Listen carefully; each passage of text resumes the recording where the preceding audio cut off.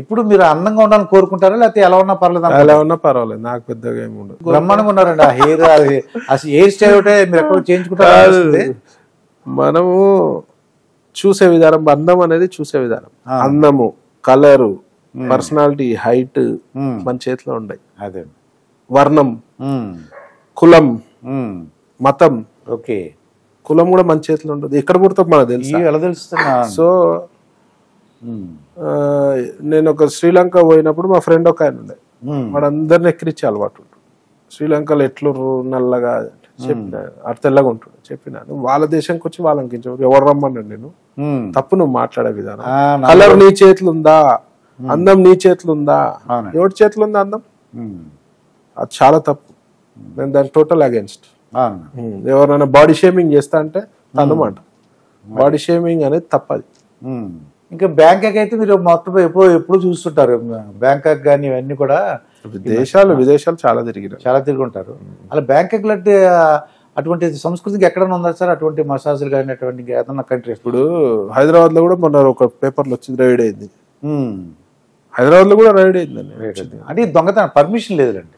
Bangkok లో అయితే open permission, గంజాయి రోడ్ల మీద అమ్ముతారు. ఎక్కడండి? బ్యాంకాక్ లో గంజా రోడ్ మీద పర్మిషన్ తోటే షాప్లే ఉంటాయి, పేరు పెట్టుకొని ఉంటాయి. ఈ 2-3 years బ్యాక్ ఏమో లీగల్ చేసి. ఒక్కొక్క దేశం ఒక్కొక్క కల్చర్ ఒక్కొక్క విధంగా ఉంటుంది. వాళ్ళకి కొన్ని దేశాలలో కార్డ్స్ లీగల్, కొన్ని దేశాలలో వ్యభిచారం లీగల్, కొన్ని దేశాల్లో ఇల్లీగల్. మరి మన దగ్గర వ్యభిచారం ఇల్లీగల్. మరి వాళ్ళ కలకత్తాలో నడుస్తలేదా? బాంబేలో అయితే ఒక ఏరియానే ఉంది, కలకత్తాలో ఒక ఏరియాలోనే ఉంది, హైదరాబాద్ లో వ్యభిచారం నడుస్తుంది. ఏది ఉన్నా ఇండివిజువల్ అండి. నేను ఒకటే పాయింట్ చెప్తా, ఏది ఉన్నా మన పరిమితులు, మన కథ, మన వ్యవహారము బట్టే ఉంటది. ఇప్పుడు మీరు చెప్పినట్టు లీగలైజ్ చేస్తే ఎలా ఉంటుంది? నాకు ఒకటి చెప్పారు, ప్రాస్టిట్యూషన్ లీగలైజ్ అయినందుకు మా దగ్గర రేపులు 0 రేపు ఇక్కడ కంట్రీలో ఒక రేపు కూడా కేసు లేదు అని చెప్తారు. ఎక్కడ మన బ్యాంకాక్ లో కానీ. మరి వాళ్ళు ఏమంటారు, మీ కంట్రీలో ఎందుకు రేపులు అవుతున్నాయి? బికాజ్ ప్రాస్టిట్యూషన్ లీగల్ లేదు అని అంటారు. ఏది ఉన్నా ఆలోచన బట్టే ఉంటది. చేస్తే ఏమో అలా ఏమవుతుంటారు అంటే ప్రాస్టిట్యూషన్ లీగలైజ్ చేశారు అనుకోండి, ఎవరైనా ఇంట్రెస్ట్ ఉంటే నాశనం కమ్మనాలి మొండా కొడుకులని, అక్కడే పోయి నాశనం కమ్మనాలి. వేరే అమాయకమైన ఆడపిల్లలని, చిన్న పిల్లలపై రేప్ అటెంప్ట్స్ అన్యాయం కదా, చంపడము. చూడండి ఘోరంగా ఉందండి. వీళ్ళని నడి రోడ్డు మీద ఎన్కౌంటర్ చేసి పడేయాలి, చట్టాలు ఒప్పుకో. అది మళ్ళీ సోకాళ్ళు వస్తారు, సోషల్ యాక్టివిటీస్లో వస్తారు. ఇప్పుడు మన కలకత్తా ఇష్యూ ఉందనుకోండి సార్, దానికి పొలిటికల్ సపోర్ట్ ఉందని ఎందుకు? 100% పొలిటికల్ సపోర్ట్ లేకపోతే ఆమె దర్యాప్తు ప్రాపర్ గా చేయాలి కదా, నిందితులను పట్టుకోవాలి కదా. పొలిటికల్ బ్యాక్గ్రౌండ్ లేదు ఎందుకు అవుతుంది?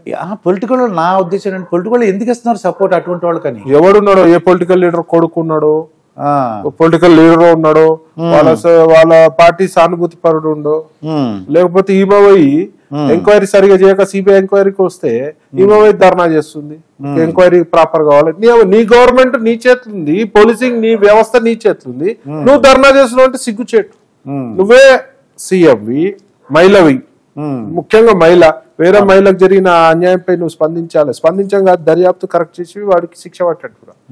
నువ్వే సీఎంవి, నువ్వే హోమ్ మినిస్టర్వి, నువ్వే హెల్త్ మినిస్టర్వి, నువ్వే ధర్నా చేస్తున్నావు. నీ బతికేంది, నీ సిగ్గు లేదా అని అడుగుతున్నారు. అదే అంత నాటకమే. మరి వాళ్ళ వాలంటీర్ చేసిండు కదా, మరి అందులో ఎవరు ఉన్నారు? 150 ml సెమ్మన్ వెళ్ళిందంటే ఎంతమంది ఉండాలి?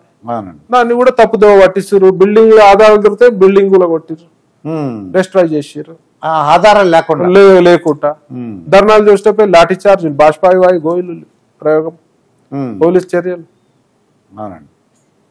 అంత కప్పిపుచ్చుకోవాల్సిన అవసరం ఏముంది? ఒక సాటి ఆడామయ అయి ఉండి, ఒక మహిళ అయి ఉండి వేరే మహిళపై జరిగిన అన్యాయానికి ఏం స్పందించాలి? అంటే ఎందుకలా చేసిన అంటే వాళ్ళ తాలూకా వాళ్ళు ఎవరు? అంతే సింపుల్ అనమాట అండి. ఇప్పుడు నేను మీ ఇంటికి వచ్చిన చూసాను, పక్కన చంద్రబాబు నాయుడు గారి ఇల్లు. మీకు ఏమనిపిస్తుంటారు? దీనివల్ల ఇబ్బంది ఏమైనా ఉందా? నాకేమి ఇబ్బంది ఏముంటుంది అంటే చాలా నాకైతే గర్వకారణం అనిపించింది. అబ్బో, మీకు ఫుల్ సెక్యూరిటీ, అఫీషియల్ గా మీకు ఫుల్ సెక్యూరిటీ ఉంది. సెక్యూరిటీ వచ్చిన రీజన్ కూడా ఇటువైపు సెక్యూరిటీ గురించే. ఇంతకుముందు ఓల్డ్ సిటీ కానుకొని ఉంటుంటే అక్కడ కొంచెం ఇష్యూస్ ఉన్నాయని చెప్పి. ఇప్పుడు చంద్రబాబు నాయుడు గారి పనితీరు అంతా కూడా ఒకసారి చెప్పండి సార్ ఫైనల్ గా నాకు. అంటే ఆయన అద్భుతమైన అడ్మినిస్ట్రేటర్ అండి, అందులో అందరికి తెలుసు, ప్రపంచం. ఆయన జైలుకి వెళ్ళినప్పుడు కూడా మీకు ఏమనిపించింది? చాలా తప్పు అనిపించింది, బాధ అనిపించింది. ఆ వయసులో ఆ మనిషిని జైల్లో పెట్టడం తప్పు. నీకేమన్నా ఉంటే విచారణ జరిపాలి, విచారణ జరిపి ప్రూవ్ అయినప్పుడు ఏమైనా యాక్షన్ తీసుకోవాలి. ఇవన్నీ అత్యుత్సాహం చూపించిన వాళ్ళు ఏమైంది? అంత పెద్ద ఏజ్ ఆయనని అన్ని టర్మ్స్ సీఎం చేసిన ఆయనని ఈ రకంగా ఇబ్బంది పెట్టడం తప్పని అది డెఫినెట్ గా ఈసారి పోతుందని అనిపించింది. మీకు ముందే తెలిసింది మీకు 100% గవర్నమెంట్ నిలబడదని. జగన్ భవిష్యత్తు ఉందంటారా? ఒకవేళ భవిష్యత్తు ఉండాలంటే ఏం చేయాలంటారు? భవిష్యత్తు ఉండాలంటే నువ్వు గతంలో చేసిన తప్పులు ఉన్నాయి, అట్లాంటివి చేయకుండా ప్రజల పక్షాలు నిలబడు.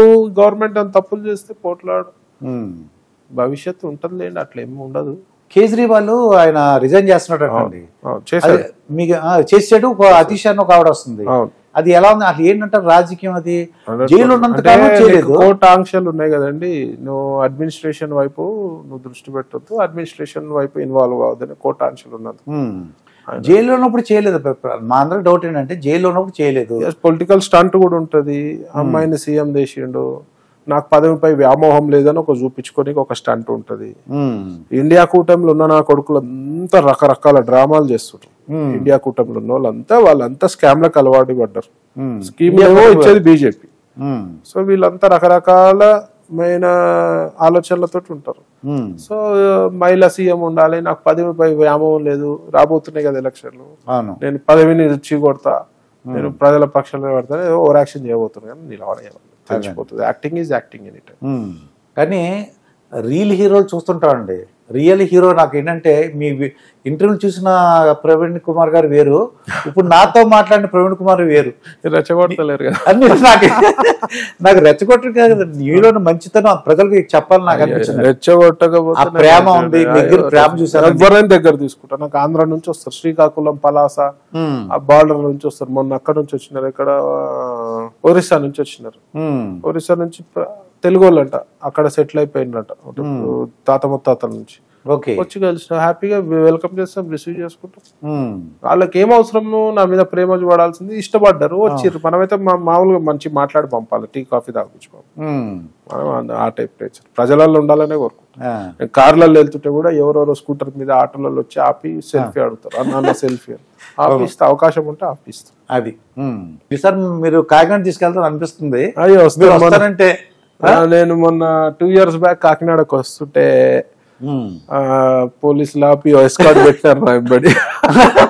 పందాలకేడో సార్ మీరు బర్లలోకి వెళ్ళొద్దు సార్, ఆంధ్ర పోలీస్, మీరు ఎక్కడన్నా వెళ్ళకండి, మేము వెంబడి ఉంటాము, మీరు ఎన్ని రోజులు ఉంటారు ఎక్కడ వల్ల పోండి, ఒక బర్లకు పోవద్దు, మాకు గవర్నమెంట్ కి ప్రాబ్లం అవుతుంది అని చెప్తే సరే అటు ఇటు కాకినాడ ఫ్రెండ్స్ ఉంటారు, తిరిగే సరదాగా 2 days ఉండి టెంపుల్స్. ప్రజలందరూ కూడా నేను మీ మంచితనం నేను చూపించాలనుకుంటున్నాను. మీ జంతువుల ప్రేమ, అమ్మ నాన్నల గురించి, పిల్లల గురించి ఇవన్నీ కూడా మీ చేత చెప్పించాను సార్.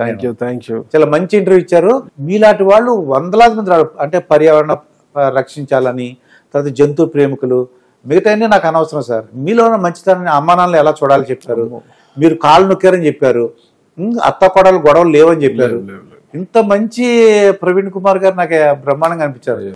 నమస్కారం సార్. ఇదండి చికోటి ప్రవీణ్ కుమార్ గారితో జరిగిన ఇంటర్వ్యూ. మరొక ఇంటర్వ్యూతో మీ ముందుంటాను. మీ మాస్టర్ దుర్గా ప్రసాద్.